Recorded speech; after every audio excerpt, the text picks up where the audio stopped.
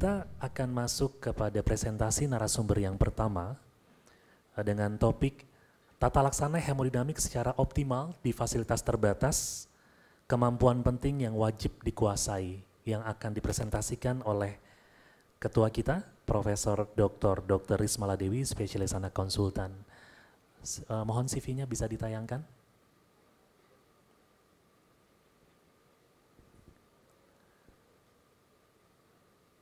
Saya persilakan Prof. Dewi. Mohon bantuan. Iya, boleh dibesarkan. Profesor Dr. Rismala Dewi, spesialis anak konsultan, menyelesaikan pendidikan dokter umum dari Fakultas Kedokteran Universitas Padjadjaran.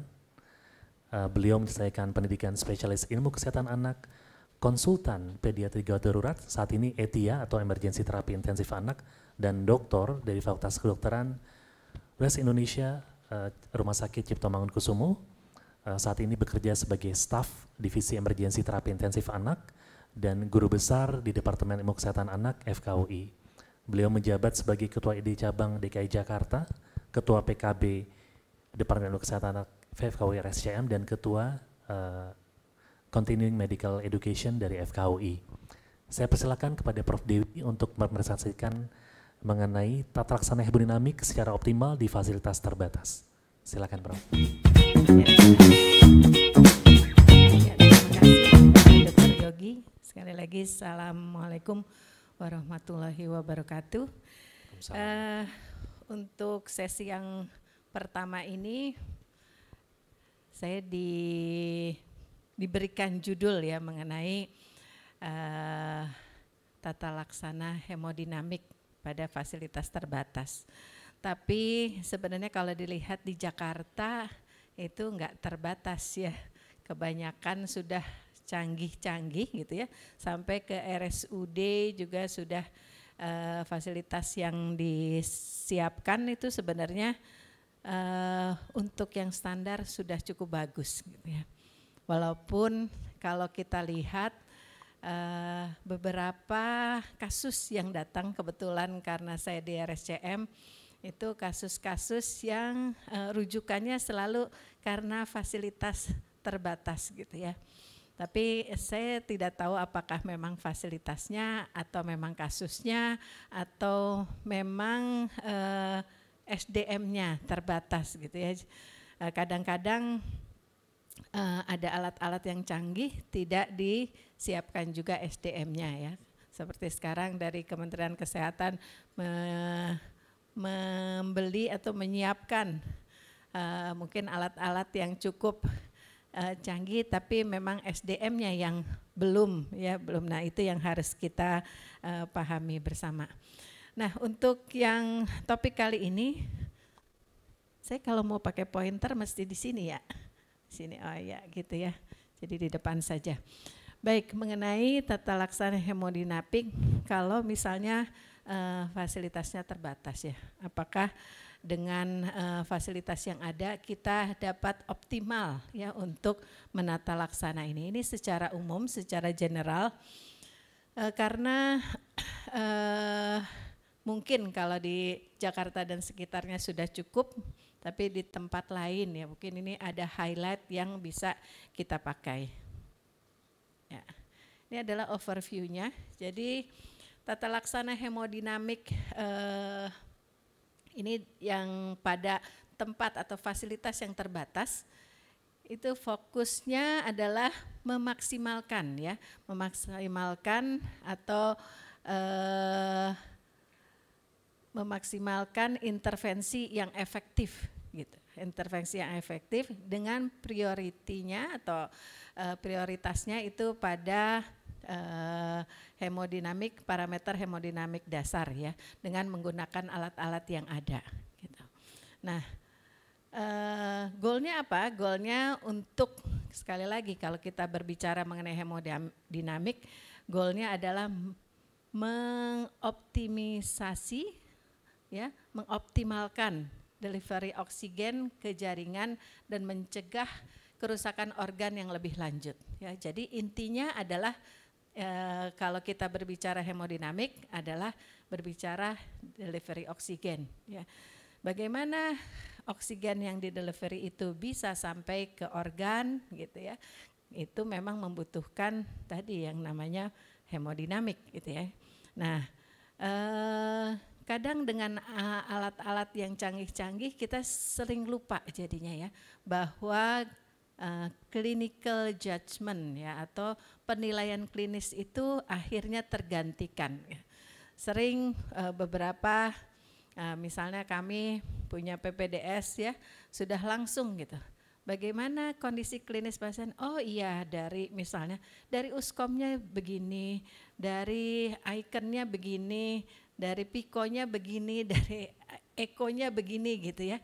Nah klinisnya itu terlupakan karena ada alat-alat bantu yang sampai sekarang berkembang terus ya. Jadi apalagi di intensive care alat-alat baru gitu ya muncul lagi ya, memang itu semua adalah alat untuk membantu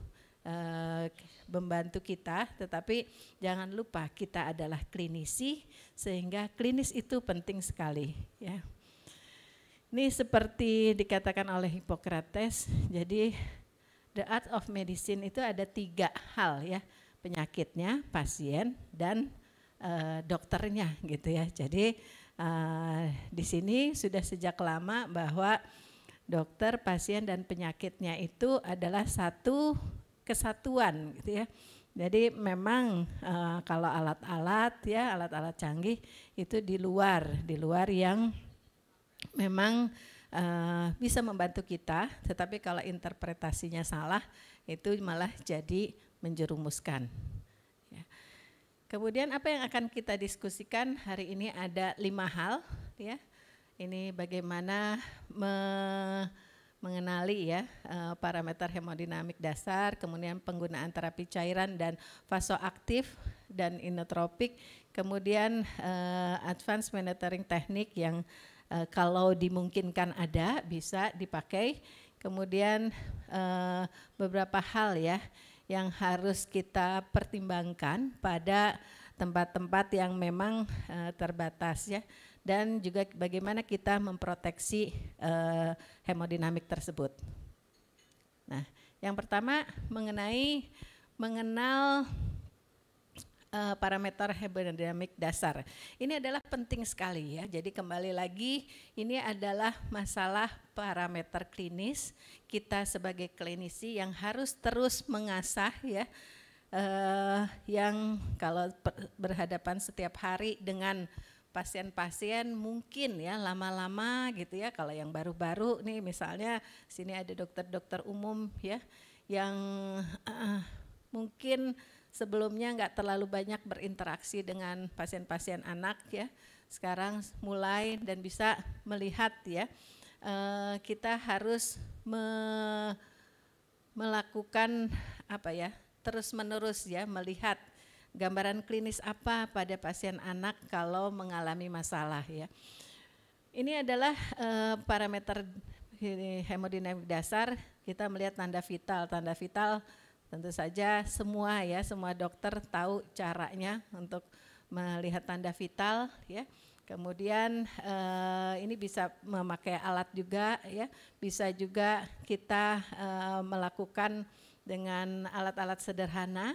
Kemudian kita melihat balance cairannya seperti apa gitu ya. Kalau pasien datang kemudian selain dilihat tanda vital, apakah balance cairannya cukup baik gitu ya, mungkin tanda-tanda dari rehidrasi, tanda dehidrasi ringan, sedang sampai berat atau mengalami gangguan hemodinamik termasuk shock ya. Kemudian cardiac monitoring mungkin kita bisa menambahkan pemeriksaan sederhana, misalnya melakukan EKG untuk melihat gangguan irama jantung, ada aritmia atau disritmia ya. Kemudian urin output juga ini salah satu yang penting kita monitor. Urin output itu jangan hanya angka mutlak, misalnya berapa urin outputnya 100 cc 200 cc gitu. Itu enggak ada artinya karena 100 cc bagi bayi misalnya 5 kilo dengan anak besar atau remaja 40 kilo, 100 cc itu bisa beda gitu ya, beda interpretasinya ya. Jadi kita perlu menuliskan, membiasakan, mungkin mengajarkan kepada perawat yang berada di dekat pasien gitu ya, yang lebih sering berinteraksi dengan pasien, berapa mili per kilo per jam ya. Itu sangat berarti sekali ya, karena misalnya pasien bayi diuresisnya 1-2 mili per kilo per jam, wah berarti cukup bagus ya perfusi ke ginjalnya. Dibandingkan misalnya kalau dewasa gitu misalnya dia hanya 0, sekian cc per kilo per jam gitu ya. Nah itu mungkin pasien tersebut mengalami masalah. Kemudian ini juga ya kita periksa perfusinya, tanda mikrosirkulasinya cukup baik, kalau perfusinya juga itu bagus ya, kurang dari 2 detik. Nah, mungkin ini salah satu yang bisa kita terapkan pada pasien-pasien. Kalau di Bangsal mungkin ada satu lagi dengan pediatric early warning score ya, mirip-mirip sebenarnya isinya gitu ya. Jadi kalau kita berbicara hemodinamik langsung melihat tanpa memegang pasiennya dulu ya. Jadi kalau pada dewasa ini seperti melihat kesimpulan keadaan umumnya seperti apa ya. Nampak sakit ringan, sedang, berat gitu ya. Kalau dari sini PAT kita bisa menentukan apakah pasiennya ada kegawatan ya. Ada kegawatan respirasi, kegawatan kardiovaskuler atau gagal respirasi ya. Tergantung dari penampakan klinis. Ini kita melihat quick look secara cepat ya, melihat appearance-nya, work of breathing dan sirkulasinya ya. Nah, pada kasus hari ini yang kita berbicara mengenai gangguan hemodinamik ya, masalahnya adalah ada di sini ya, di sirkulasi ya. Sirkulasi baik hanya sirkulasinya yang bermasalah ya, atau sudah mengenai juga appearance-nya. Jadi kalau misalnya ini, kalau kita katakan ini shock yang masih compensated, mungkin kalau yang di sini udah sampai yang decompensated ya. Itulah kita pertama kali berhadapan dengan pasien, langsung kita melihat kesannya. Apakah kesannya itu ada satu kegawatan atau pasiennya stabil ya, dengan hanya pemeriksaan PAT. Jadi ini selalu mengikuti setiap langkah kita pada saat pertama kali melihat pasien ya. Nah, ini adalah ini mungkin slide ya, bukan slide-nya aja tapi isinya ya, menggambarkan bagaimana hemodinamik itu ya. Jadi kalau dilihat di sini, ini adalah rumus umum ya, bahwa stroke volume dengan heart rate itu akan mempengaruhi cardiac output. Bila stroke volumenya bermasalah, cardiac outputnya akan bermasalah. Demikian juga heart rate-nya bermasalah, cardiac outputnya bermasalah. Yang pada anak-anak tentu saja yang paling mungkin dilakukan ya, jadi tubuhnya melakukan satu kompensasi ya, nggak serta-merta kalau ada masalah langsung drop gitu, enggak ya. Tetapi biasanya melakukan kompensasi yang biasanya heart rate-nya. Sehingga itulah salah satu gangguan, parameter gangguan hemodinamik pada anak itu heart rate-nya meningkat gitu ya. Walaupun heart rate meningkat tidak mutlak satu-satunya dari gangguan hemodinamik saja, tetapi dari yang lain ya, dari demam, dari ketakutan, ketemu dokternya atau nangis dan lain-lain bisa menjadi heart rate-nya meningkat ya. Nah, ini akan berpengaruh terhadap delivery oksigen. Yang kita tahu bahwa delivery oksigen itu krusial terutama untuk otak dan jantung ya. Nah kalau dilihat sini mudah-mudahan nggak terlalu kecil ya. Ini tadi gambaran yang sama ya. Cuma kalau dilihat ya tabel ini atau bukan tabel, gambar ini ya, akan terlihat gambaran klinis yang bisa kita amati sebenarnya. Misalnya ya kalau di sini gangguan kontraktilitas pada pasien, kira-kira apa yang akan terlihat ya secara klinis ya, secara klinis misalnya di sini mungkin nggak apa jelas nggak ya, ya kita bisa melihat irama derapnya ya, kemudian misalnya kalau kita lakukan pemeriksaan jantungnya membesar, ada bendungan, hatinya membesar, mungkin ada efusi pleura gitu ya. Kemudian kalau terganggu resistensi vaskular sistemiknya akan terlihat waktu pengisian kapilernya mungkin akan terganggu ya. Kalau tekanan darah udah jelas, kita periksa tekanan darahnya ya, mungkin nadi sentralnya menurun, di tekanan darah menurun. Kalau misalnya masalahnya di oksigen yang terikat dengan hemoglobin, HB-nya turun ya, kemudian ada takipnu mungkin ya, gangguan respirasi. Kalau pasukan oksigennya juga berkurang, dari kesadaran menurun, urin menurun, mungkin pasiennya mengalami asidosis laktat gitu ya. Nah, pada intinya ya, pasien-pasien yang mengalami gangguan hemodinamik tersebut ya, bisa digambarkan seperti ini. Misalnya ini tekanan darah, ini CRT, ini heart rate ya. Kalau kita kekurangan cairan, kira-kira ya 20 mili per kilo ya, apa yang akan digambarkan oleh tubuh kita ya. Tekanan darah mungkin masih normal, CRT masih baik, heart rate-nya mulai meningkat, ya itu tanda awal ya. Tetapi kalau kehilangannya sudah lebih banyak ya, mungkin tekanan darah masih normal, CRT mungkin juga masih normal, heart rate-nya makin meningkat.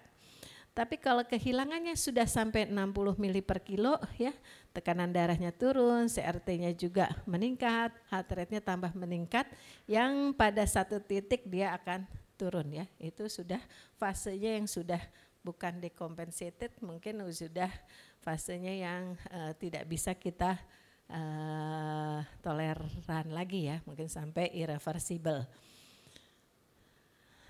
Nah, sekarang yang kedua apa?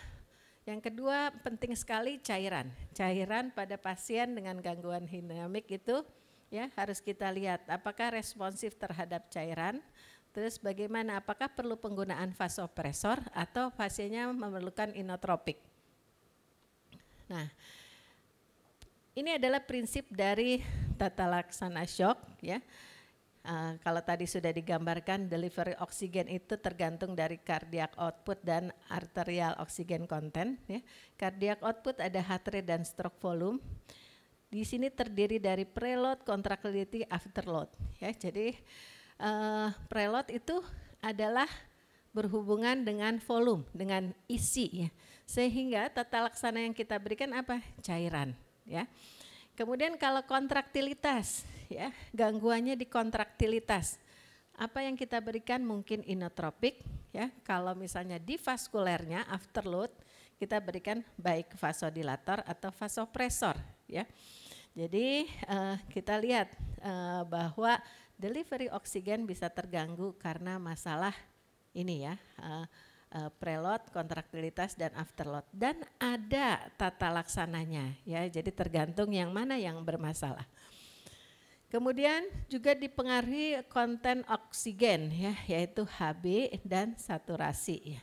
Nah, jadi kalau itu berpengaruh, mungkin kalau pasien masih tahikardi terus, rasanya cairannya sudah cukup, sudah kita beri oksigen ya, tetapi masih tahikardi ya, di luar penyebab yang lain mungkin kita perlu transfusi untuk memperbaiki parameter hemodinamiknya ya. Nah, sekarang kalau mau memberikan cairan, kapan dimulainya, kapan di stop, kapan dimulai fluid removal ya, kalau yang tadi kelebihan gitu ya kita keluarkan, dan kapan juga untuk menyetop fluid removal tersebut ya. Nah, ini ada prinsip yang namanya 4D ya. Jadi setiap ini seperti obat juga, cairan pun demikian. 4D ya, ada drug, dose, duration dan deeskalasi. Kalau drug apa? Cairan ya. Cairannya mau yang mana? Cairan kristaloid, RL, NaCl, ringar asetat, ringar asetat malat ya. Jadi banyak sekarang cairan yang beredar di pasaran, boleh pilih yang mana. Dosisnya berapa? Tergantung tadi. Kalau dia shock berarti pakai kecepatan 20 ml per kilo. Kalau dia dehidrasi mungkin pakai cairan rehidrasi ya, tergantung nanti status dehidrasinya. Durasinya berapa lama? Kalau menangani shock harus secepatnya kurang dari 30 menit. Ada penelitian yang paling bagus diberikan antara 15-20 menit gitu ya. Nah, tapi kalau dehidrasi mungkin lebih lama ya. Dan terakhir adalah deeskalasi. Kita harus tahu ini udah mulai kelebihan cairan atau tidak. Kalau misalnya secara klinis sudah mulai pasiennya sesak, mungkin kita harus menghentikan atau malah mulai mengeluarkan ya cairan, kelebihan cairan ya. Nah, ada juga yang namanya fluid challenge. Kalau kita tidak tahu ya, sebenarnya dia kurang nggak ya cairannya gitu ya, namanya fluid challenge. Kalau misalnya udah jelas pasiennya diare, muntah gitu ya, kemudian ada gambaran klinisnya shock, kita mungkin bisa langsung lakukan loading cairan. Tapi kalau nggak jelas, kayaknya nggak terlalu banyak gitu ya, mungkin dari anamnesis kurang tereksplor, oh kayaknya kita nggak terlalu tahu nih ya, nggak terlalu tahu apakah dia kurang cairan atau enggak, kita lakukan fluid challenge ya. Kecepatannya sama, sebenarnya sama loading, mungkin jumlahnya yang lebih sedikit ya. Ada juga waktu istilah mini fluid challenge, hanya 3 mili per kilo dalam 2 menit ya, itu untuk memperlihatkan apakah memang dia kekurangan atau cairan atau tidak. Kalau kurang pasti akan terlihat respon klinisnya ya, heart rate-nya menurun. Atau pada anak yang lebih besar kita bisa juga melakukan yang namanya tes passive leg rising ya. Passive leg rising seperti ini gitu, jadi memindahkan ya cairan sementara gitu ya. Kalau ini anak besar yang mungkin bisa lebih terlihat, kemudian diangkat kakinya sehingga pooling dari cairan itu ke